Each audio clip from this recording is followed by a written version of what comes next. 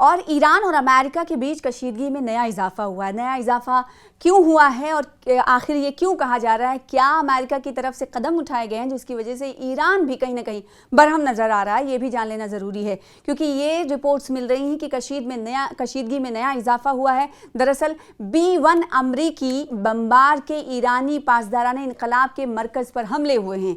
तो अमरीकी हुक्काम ने इंकशाफ किया है कि अमरीकी फ़ौज ने मंगल के रोज़ B-1 तवील फासले तक मार करने वाले स्ट्रैटेजिक बमबार तैयारे के जरिए ईरानी पासदाराने इनकलाब के ठिकानों पर हमले किए। ईरान के साथ 12 रोज़ कबल दोबारा शुरू होने वाली झड़पों के बाद ये अपनी नौयत की पहली कार्रवाई है।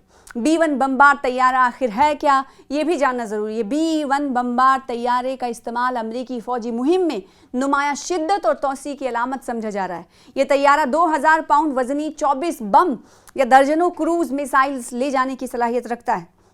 इसके अलावा ये कम बुलंदी पर आवाज़ की रफ्तार से ज़्यादा तेज़ी से परवाज़ कर सकता है और अमरीकी फ़िज़ाइया के बमबार तैयारे में सबसे ज़्यादा जंगी हथियार ले जाने की भी सलाहियत रखता है। ये पेशरफ्त ऐसे वक्त में सामने आई है जब अमेरिकी फ़ौज खित्ते में अपनी अस्करी मौजूदगी मज़ीद मजबूत कर रही है, जबकि सदर डोनाल्ड ट्रंप ईरान के ख़िलाफ़ बड़े पैमाने पर फ़ौजी कार्रवाइयाँ दोबारा शुरू करने पर गौर कर रहे हैं। अमरीका और इसराइल हुक्काम का कहना है कि आइंदा चंद रोज़ में इस हवाले से अहम पेशरफ्त मुतवक्के हो सकती है।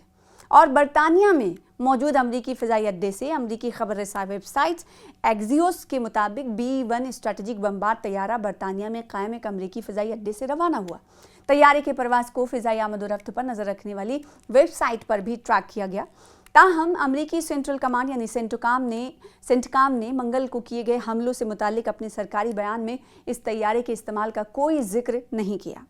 सेंटकाम ने अपने बयान में कहा कि अमरीकी अफवाज ने ईरान के फ़ौजी ऑपरेशंस, मराकज़, बहरी सलाहियतों, तैयारों के हैंगर्स, ड्रोन ज़ख़ीरा करने की तनसीबात और फ़ौजी लॉजिस्टिक इंफ्रास्ट्रक्चर को निशाना बनाया ताकि आबनाए हॉर्मुज़ में तिजारती जहाज़रानी के लिए ख़तरा बनने की ईरान की सलाहियत को कमज़ोर किया जा सके।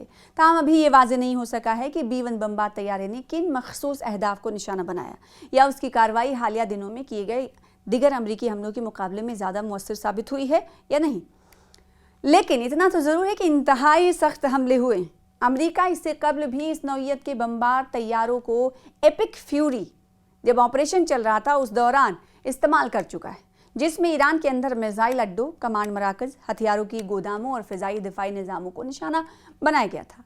अमरीकी सदर डोनाल्ड ट्रंप ने बुध की शाम रियासत जॉर्जिया में एक खिताब के दौरान कहा कि उन्हें बहुत सख्त हमलों का सामना है और वो एक मुआहिदा करना चाहते हैं, लेकिन मेरा ख्याल है कि वो अभी तैयार नहीं है, क्योंकि जब भी वो कोई मुआहिदा करते हैं तो उसे तब्दील करना चाहते हैं। वो उस वक्त तैयार नहीं, लेकिन बहुत जल्द तैयार हो जाएंगे। ये डोनाल्ड ट्रंप का ईरान के हवाले से कहना है कि ईरान भले ही कहता है कि वो उनके साथ मुआहिदा करना चाहते हैं, लेकिन ईरान असल में मुआहिदा नहीं करना चाहता।